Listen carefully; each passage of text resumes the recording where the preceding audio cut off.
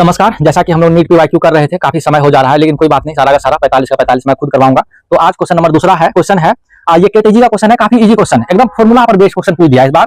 Physics का कुछ question है कंसेप्चुअल, लेकिन बहुत सारा क्वेश्चन सीधा फॉर्मूला पर पूछा है। क्वेश्चन है the mean free path of a molecule in an ideal gas A is half of that of another ideal gas B. मतलब दो गैस है हमारे पास, एक आइडियल गैस ए है और दूसरा आइडियल गैस बी है। और जो मीन फ्री पाथ है, मीन फ्री पाथ क्या होता है, जिसको हम लोग लैम्डा से डिनोट करते हैं। और ये सिंपली होता है, जैसे मान लो कोई एक रूम है, इसमें सारा आदमी जो है इधर उधर चल रहा है, सारा मॉलिक्यूल इधर उधर जा रहा है, तो एक मॉलिक्यूल दूसरे मॉलिक्यूल से टकराता है और जो टकराने में डिस्टेंस कवर करता है उसी को हम लोग कहते हैं मीन फ्री पाथ।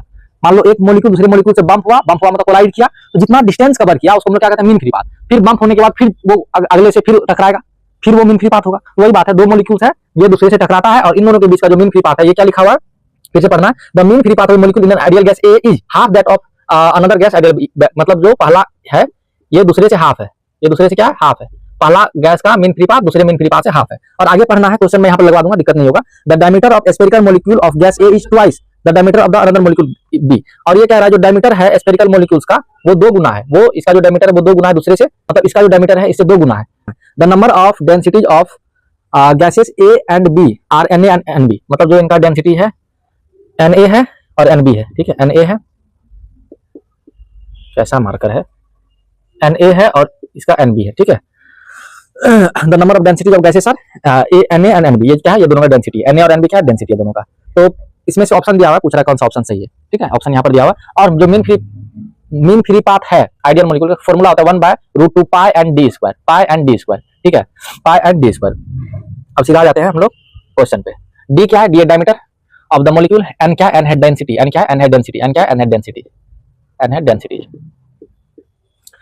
तो हम लोगों को दिया हुआ है, ठीक है, इनको थोड़ा सा सॉल्व करते हैं।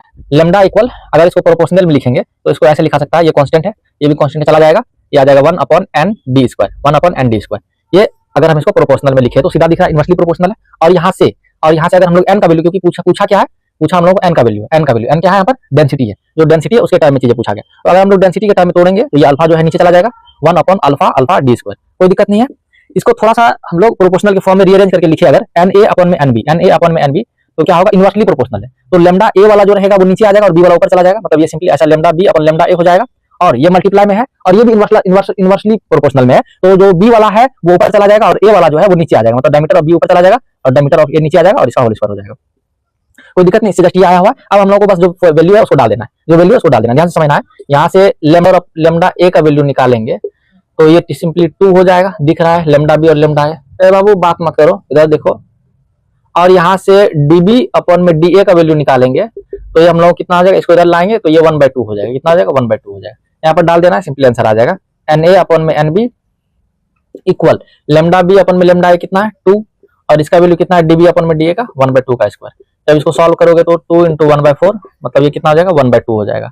और इसको अगर सीधा मल्टीप्लाई करोगे तो तुमको दिखेगा क्या, तो तुमको क्या दिखेगा, NA इज इक्वल NB/2, ये तुम्हारा आंसर हो जाएगा, ठीक है।